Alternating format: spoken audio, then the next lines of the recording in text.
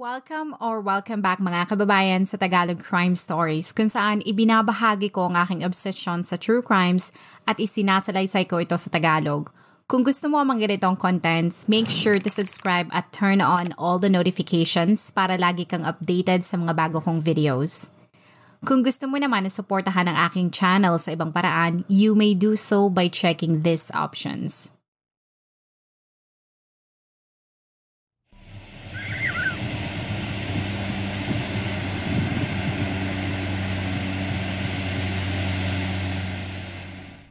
Sa video na yan ay maririnig mo ang inosenteng tawanan ng apat na mga batang naglalaro sa dagat. Sa kanilang mura at inosenteng isip ay maaaring ang alon ng isa sa mga bagay na nagbibigay aliw sa kanila. Ngunit para naman sa kanilang mga magulang, ang dagat ay isa sa mas murang paraan ng therapy na kayang-kaya nilang gawin. At ang nature therapy ay ang isa sa pinakagustong gawin ng kanilang ama na kinilalang si Jessie na isang Pinoy. Ito ay naiulat na born and raised sa Pilipinas. Kung papadpad ka sa kanyang social media account ay mapapansin mo na bukod sa dagat, mahilig din si Jessie na pumunta sa mga parks at tuklasin ang iba't ibang lugar sa Australia. At katulad ng iba ay yan ay isa sa paraan niya para mag-distress at mag-relax. Dahil katulad ng ibang mga Pinoy na ng ibang bansa na merong pamilya ay hindi naging madali ang lahat para sa kanya bago siya makarating sa abroad. Ayon sa mga reports, bago ang Australia, si Jessie ay mula lamang din sa isang simpleng pamilya. Ito ay pinanganak noong 1984 at nang siya ay makagraduate ng high school, yun din ang panahon kung kailan ang pagmamarino ang isang sikat na paraan ng mga Filipino para makaahon sa kahirapan. Kaya hawak ang determinasyon na magkaroon at mabigyan niya ng maayos na buhay ang kanyang pamilya at makabawi na rin sa hirap na pinagdadaanan ng kanyang mga magulang sa pagpapalaki sa kanya. Si Jessie ay nag-enroll sa Philippine Merchant Marine Academy. Nang makagraduate ay mabilis siyang natanggap bilang marine engineer. Sa loob ng mahigit ilang taon ay naging masaya ang mga magulang ng binata dahil hindi lamang sila nito natutulungan, ngunit kitang-kita nila na gustong-gusto ng kanilang anak ang ginagawa nito. At katulad ng ibang marino na binata, si Jessie ay hindi pinigilan ang kanyang sarili ni enjoyin ang mga bagay tulad ng pagbisita sa ibang mga lugar, pag-inom ng alak kasama ang kanyang mga kaibigan at hindi rin mawawala ang pagkahiling nito sa mga babae. Ang mga magulang nito ay hindi naman siya pinigilan sapagkat si Jessie ay nasa tamang edad na para magdesisyon para sa kanyang sarili. Ngunit ang pagkakaroon nito ng happy-go-lucky na buhay ay nagbago nang mag-cross ang landas nila ng Pinay na si Jarina o mas kilala sa tawag na Toots. Si Jessie na nooy determinado na mapasagot ang dalaga ay ginawa ang lahat para makuha ang matamis nitong oo. Kahit siya ay nadestino ng malayo ay sinigurado ni Jessie na laging alam ni Toots sa kanyang ginagawa at mga lugar na kanya napupuntahan. Kalaunan ang kanyang pagtsatsaga ay nagbunga nang sinagot na siya nito. Ito ay walang mapagsidla ng kasiyahan kaya wala pang ilang taon simula nang sila ay maging opisyal na magnobyo, sina Jessie ay nagpakasal. Ang mga kapamilya ni Toots ay masaya dahil bukod sa merong magandang trabaho si Jessie, kitang-kita din nila kung gaano nito mahalin si Toots, kaya wala silang naging problema dito. Pagkalipas ng ilang taon ay makikita mo na hindi lamang lumaki ang kanilang pamilya, ngunit sina Jessie ay naninirahan na rin sa Melbourne na makikita sa Australia. Bagamat ang mga ito ay malayo sa malalapit nila mga kapamilya, sa social media ay makikita mo na sila ay nagkaroon ng maayos na buhay. At mula sa isa ay biniyayaan pa sina Toots ng 3 pang mga anak.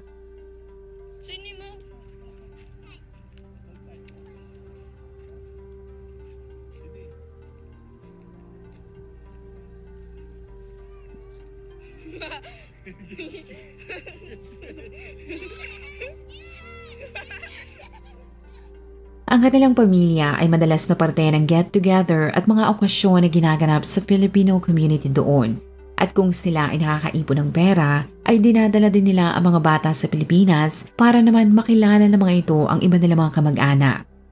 Kung ikaw ay makakita ng kanilang mga litrato sa internet, marahil ay sasabihin mo na ang tandem at partnership nilang mag-asawa ay perpekto dahil ginagawa nilang lahat para mamigyan ng maayos at desenteng buhay ang kanilang 4 na mga anak.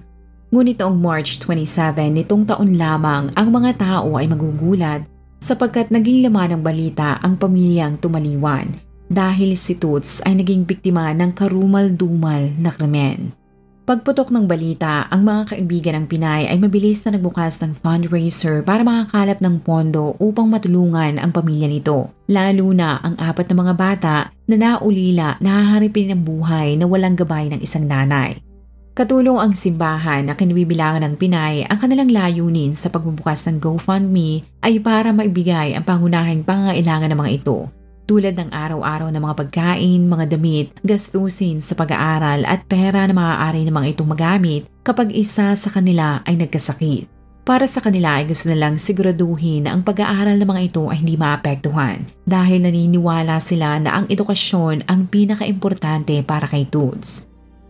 Ang GoFundMe page ay ilang beses na ibinahagi ng mga tao sa kanilang mga social media account. Habang iniimbestigahan ng mga otoridad ang nangyari, ang mga tao naman na nakakilala kay Toots sa Australia at Pilipinas ay hindi makapaniwala sa nangyari. Ngunit mas magugulat sila nang kumpirmahin ng mga otoridad na nadakip na nila ang mga salarin at ito ay ang 41 taong gulang na si Jessie. Ang mga tao ay hindi mapigilan na mapatanong na papaano nito nagawang patayin ang sarili niyang asawa at hayaan na mawala ng ina ang 4 nilang mga anak. Sa kadahilanan na hindi kaagad nagbigay ng anumang impormasyon ng mga otoridad, ang ilan sa mga taong merong malikot na pag-iisip ay kaagad nakabuo ng teorya na nagawa yun ni Jessie dahil maaaring si Toots ay nanlalaki. Pero mahigit 1 buwan pagkatapos mangyari ang krimen, napatunayan na ang teoryang yan ay isang tsismis lamang. At para maintindihan mo kung ano ba talaga ang nangyari, ay balikan natin ang personal na buhay ng mag-asawa. Base sa ulat ay katulad ng ibang pagsasama ay naging maayos ang samahan ni Jessie noong una. Pero ang honeymoon stage ng mga ito ay mabilis na nagtapos ng magdalang tao si Toots. Sa kadahilanan na madalas wala sa kanilang bahay at nasa trabaho si Jessie, sa kanya napunta ang halos lahat ng responsibilidad sa bahay. Salamat sa mga taong nakapaligid sa kanya, si Toots ay maayos na naka-adjust sa pagiging nanay nang maisilang niya ang panganay nilang anak. Nang magsunod-sunod ang kanilang mga supling, si Toots na naiulat na nooy isang senior software engineer ay mas piniling iwan ang kanyang karir para maging full-time mother. Ayon sa mga kaibigan nito ay mahal na mahal ni Toots sa kanyang mga anak at sa mga ito umiikot ang kanyang mundo. Kaya gagawin nito ang lahat para magkaroon ng maayos na buhay ang mga bata. Nang silang mag-anak ay lumipat sa Melbourne ay mas pinag-igipan nila mag-asawa ang pagtatrabaho at pag-iintindi sa mga ito para mabigyan nila ang mga bata na magandang buhay. Ngunit ang cost of living sa Australia ay ibang-iba at mas mataas kumpara sa Pilipinas, kaya si Jessie ay nagdoble kayod. Pero ang inaasahan nilang mas maayos na buhay sa abroad ay hindi kaagad nangyari. Sa halip ay sinampal sila ng realidad na mahirap mag-adjust sa ibang bansa. Pero bilang mga positibong tao, sina Toots ay idinaan ang lahat sa dasal at sinabayan nila ito ng pagtitipid. Napapawi lamang ang kanilang pagod nang ang kanilang panganay na anak ay humahakot na ng awards sa eskwelahan. Sa social media ay makikita mong proud na proud si Toots sa 4. Ngunit ang hindi nakikita ng mga tao, sa likod na masasayang ngiti na mag-anak ay nalulunod ang mag-asawa sa mga bayarin, lalo na noong umalis si Jessie sa trabaho nito. Kung ikaw ay isang Pilipino na namumuhay sa ibang bansa ay marahil alam mo na ang kawalan ng trabaho ay magdudulot ng matinding stress, lalo na kung ikaw ay walang naipon na pera. Mabilis na magpapatong-patong ang mga utang mo at kung ikaw ay hindi ka agad makahanap ng trabaho, bago mo pa ma-realize ay lubog ka na sa utang. At ang mas malala ay may posibilidad na palayasin ka pa ng iyong landlord kung ikaw ay umuupa. Marahil sa mata ng karamihan ng mga tao sa Pilipinas ay pinagpala na sina Toots na ang mga ito ay nasa Australia. Ang hindi nila alam ay ang hirap na pinagdadaanan ng mga ito, lalo na kapag nagkasabay-sabay na ang kanilang mga bayarin.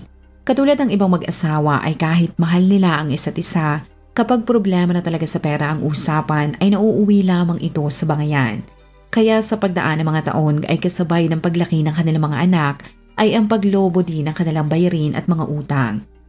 Naging madalas ang pag-aaway nilang mag-asawa. Si Jessie ay kalaunang naghanap ng trabaho at para matulungan ang kanyang mister, si Toots ay nagdesisyon na rin na magbenta ng mga pagkain Pinoy. Pero ang kita niya doon ay hindi pa rin naging sapat para matustusan ang pangangailangan nilang lahat. Kaya para mas lumaki ang kanyang kita, ang Pinay ay nagbukas ng sarili niyang online business noong 2021 na tinawag niyang Bellissima. Wait lang po tayo ng iba pang viewers. Good evening. Hi sis! Hi sis Sheila! Excited ka na ba sis sa mga bags? Pinadamihan ko kay mother ang pagbili sa Tory Burch. Kung pupuntahan mo ang kanyang online shop ay makikita mong mula sa mga accessories, damit, mga sapatos, pati tumbler ay pinagbebenta ni Toots para lamang kumita. Ang kasabihan na kung gusto maraming paraan, kung ayaw marami ang dahilan, ay perpekto para sa kanyang sitwasyon. Dala ang kanyang determinasyon at diskarte ay makikita mo sa litratong ito na kahit wala siyang pwesto ay hindi yun naging problema kay Toots dahil ang kanyang shop ay inilagay niya sa kanilang garahe. Noong una ay kapwa niya mga kaibigan lamang ang kanyang naging kliyente. Ngunit nang wala siyang tigil na ibahagi ang kanyang online shop sa social media, ay mas dumami pa ang kanyang mga customers. Kung ikaw ay isang full-time mother na gustong makatulong sa iyong mister, ay marahil makaka-relate ka sa pinagdadaanan niya. Base sa ulat, ang araw nito ay nagsisimula madaling araw pa lamang. Pag naayos na nito ang mga pagkain na babaunin ng kanyang mga anak, ay gigisingin niya ang mga bata upang makapaghanda na ang mga ito para sa eskwela. Pag ang mga ito ay naihatid na niya sa school ay hindi pa maaaring magpahinga si Toots dahil kailangan naman niyang kumayod para naman makatulong sa mga gastusin. Suma total, siya ay matatawag mong babaeng walang pahinga. Kalaunan, ang lahat ng kanyang sakripisyo ay nagbunga. Sa litratong ito ay makikita mong isa ang bilisima sa mga negosyo na naimbitahan sa meet and greet na ginanap sa Bungie Place para sa mga Pinoy na negosyante. Hindi lamang mas na-expose sa mga tao ang kanyang negosyo pero ang friendly na si Toots ay nagkaroon din ng maraming mga kaibigan. Naimbitahan din siya sa ilang expo na ginanap sa Australia at sa litratong ito ay makikita mo na na-feature pa ang bilisima sa dyaryo na The Philippine Times. Ang karangalan na yan ay lalong nagtulak kay Toots na pag-ibayuhin ang kanyang ginagawa. Sa larawan na ito ay nakita ko din na habang siya ay isang hands-on na ina sa 4 na mga anak, si Toots ay kalaunan ding kumuha ng isang full-time job at ang kanyang side hustle ay ang kanyang online shop. Pero kahit abala siya sa napakarami niyang ginagawa ay hindi kinakalimutan ni Toots ang priority niya sa buhay, ang kanyang sariling pamilya. Ang asawa nitong si Jessie ay suportado ang lahat ng ginagawa ng kanyang misis. Noong April 2023, si Toots ay pinost sa social media ang larawan na ito kung saan sinamahan niya ng caption na ang matatagumpay ng mga babae at ina ay hindi yung mga taong hindi nahirapan sa buhay. Pero ang talagang mga babaeng masasabi mong nagtagumpay ay yung mga taong nahirapan pero hindi sumuko. Noong March 27, bandang alas 9 ng umaga, ang 42 taong gulang na si Toots ay masaya naglalakad kasama ang 4 na mga anak patungo sa Bethany Catholic Primary School na katabi lamang ng kanilang bahay na matatagpuan sa Retford Close Home. Pagkatapos niyang mahalikan at mayakap ang mga bata, ay naglakad ng ilang minuto si Toots pabalik na kanilang bahay. Ngunit lingid sa kanyang kaalaman ay meron palang naghihintay sa kanyang kapahamakan. Nang pangalanan si Jessie bilang Salrin, doon lamang naungkat na bukod sa pagiging madiskarteng misis ni Toots, ay napakagaling din pala nitong magdala ng problema. Base sa ulat, mahigit 1 taon simula nang maitayo nito ang kanyang online shop ay naghiwalay na pala ang dalawa. Kung ikaw ay magsasabi na baka tumaas na ang ihi o naging ma-pride na si Toots dahil ito ay nakadama na ng tagumpay, ay dyan ka nagkakamali. Sa interview sa malalapit sa Pinay ay hindi ma-pride o pagiging makasarili ang dahilan ng hiwalayan. Sa halip, ang magaspang na pag-uugali ni Jessie ang punot dulo ng lahat. Kabaligtaran sa mga ipinopost ito tungkol sa kapayapaan at mga motivational speech sa social media, ang Pilipino pala ay merong itinatagong mabagsik na pag-uugali. Kung masaya mga litrato ang nakikita at madalas purihin ng mga tao sa social media nito, ang hindi naman nila alam, napakagulo ng pagsasama ng dalawa. Ayon sa mga kaibigan ni Toots ay kung gustong-gusto nitong makabangon sa buhay sa pamamagitan ng pagkakaroon ng kita mula sa iba't ibang mga side hustle at kanyang full-time job, sa halip na makatulong ay mas lalo pang nagpabigat sa sitwasyon si Jessie. Bagamat ito ay merong sahod ay sa totoo lamang, ang kinikita nitong dolyares ay hindi sapat para sa kanyang mga bisyo. Sa halip na ibigay kay Toots ang buwanan nitong sahod, winawaldas yun ni Jessie sa alak, sigarilyo at droga. Ang masaklap kapag ito ay hindi nakakainom dahil wala itong pera, magagalit ito kay Toots kapag hindi siya nabigyan ng mga salapi. Kaya hindi nagtagal at hindi na ako nagtataka na kahit sinong babae ay sasama ang loob kapag ganyan ang ugali ng kanilang asawa. Si Toots na ginagawa ang lahat para kumita ng pera upang maipambayad sa mga bills, pambili ng pagkain at pambayad sa renta ay kadalasang nagagastos pa para lamang sa bisyo ni Jessie. Kahit hindi niya ipinopost ang kanilang mga problema sa internet, ang malalapit itong mga kaibigan ay saksi kung gaano ang pagtitimpi ni Toots kay Jessie para lamang mabigyan ng kumpletong pamilya ang 4 nilang mga anak. Noong una, akala nila ang pag-aaway ng mga ito ay tulad lamang ng ibang mag-asawa na pagkatapos ng hindi pagkakaintindihan ay nagkakaayos din. Pero naalarma at nag-alala na sila nang matuklasan nilang sinasaktan pala ni Jessie si Toots. Mas lumala pa ang lahat at pag-uugali ni Jessie kapag gumagamit at hindi ito nakakagamit ng droga. Ang pananakit at pang-aabuso nito kay Toots ay naging normal na lamang sa loob ng bahay ng mga tumalian. Kung ang ibang babae ay magtitiis na lamang sa sitwasyon ay ibahin mo si Toots. Sa isip niya ay kung kaya siyang sakta ng kanyang mister na nanumpang aalagaan siya habang buhay ay maaaring hindi magtatagal, may posibilidad na pati ang kanyang mga anak ay sakta na rin ito o ang mas malala kapag ito ay nagwala na naman ay baka mapatay sila nito. Ang kanilang mga pamilya sa Pilipinas ay alam ang hirap na pinagdadaanan ni Toots at kahit ang pamilya ni Jessie ay kampi sa kanya. Iminungkahi nila dito na kung makikipaghiwalay ay itaon niya na dapat nasa magandang mood si Jessie. Pero kahit sarili nilang anak ay hindi na ata nila kilala. Dahil nakainuman o hindi, nakahit-hit man o hindi ay magaspang talaga ang ugali ni Jessie. Sa tindi ng galit nito, ang Pinoy ay nagwala sa punto na sinaktan na naman ito si Toots. Sa takot na baka mapatay na siya nito sa susunod nilang pag-aaway, ang Filipina ay tumawag na ng mga otoridad. Sa takot para sa kanyang buhay at baka pati kanilang mga anak ay madamay sa galit nito, si Toots ay lumapit na sa korte at iginawad sa kanya ang tinatawag na Full-Time Intervention Order o IVO.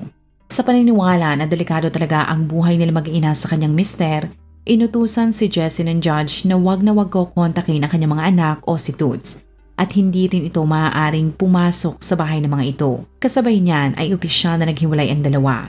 Inuutos din ng hukom na dapat umalis at humanap ng sarili niyang apartment si Jessie.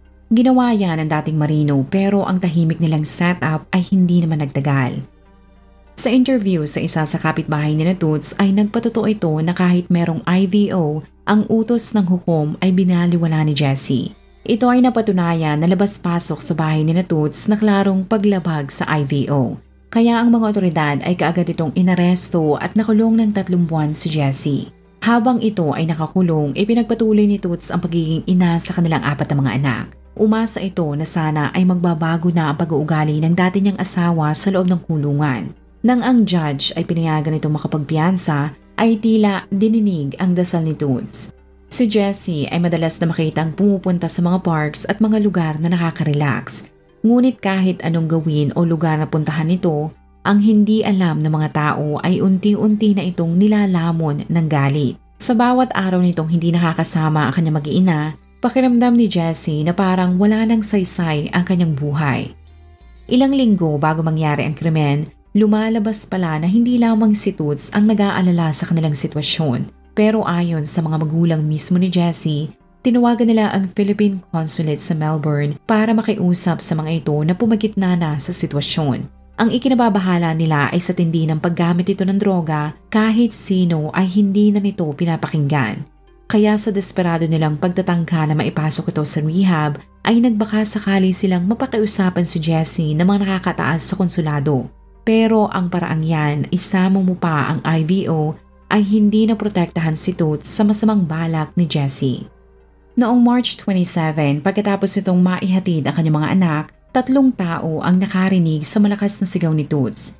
Isang babae na nagpapakain ng kanyang sagol na anak, habang ang 2 naman ay naghahanda ng kanilang umagahan. Ngunit ang nakakapagtaka ay kahit napakalakas ng sigaw ng biktima, ni isa sa kanila ay hindi tumawag sa 000 na katumbas ng 911. Kasunod ng malakas na mga sigaw ay ang katahimikan sa kalsada. Ilang minuto pagkatapos noon, ang mga otoridad ay mabilis na rumisponde sa bahay ni Toots dahil ang mismong tumawag pala sa 000 ay si Jessie mismo. Sa sinumpaang salaysay ng operator ay binahagi nito na inamin ni Jessie na siya ang pumatay sa kanyang dating misis. Ang mga otoridad ay mabilis itong dinala sa presinto at sinampahan ng kasong murder. Habang ang mga medic naman na dumating ay nakita ang dugo ang katawan ni Toots sa harap ng bahay nito. Ginawa nila ang lahat para maisalba ang buhay ng Pinay. Ngunit sa tindi, dami at lalim ng sugat, ito ay dineklarang dead at the scene.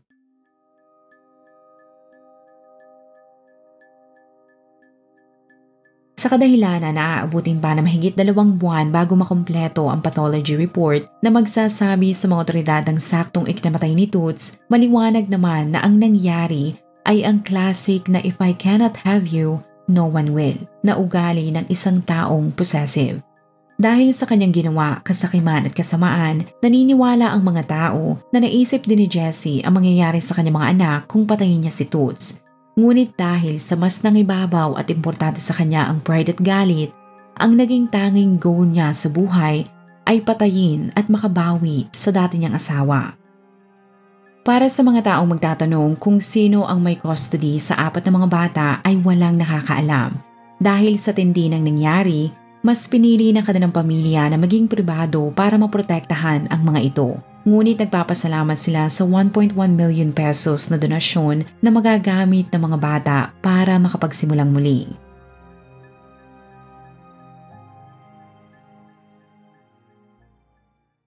Kung ikaw ay nakinig hanggang sa dulo ng video na ito, maraming salamat sa panonood sa episode na ito. Please consider leaving a comment or i-like ang video na ito. At kung may kaso ka na gusto mong i-cover ko, please let me know. Magandang araw sa iyo, kabayan.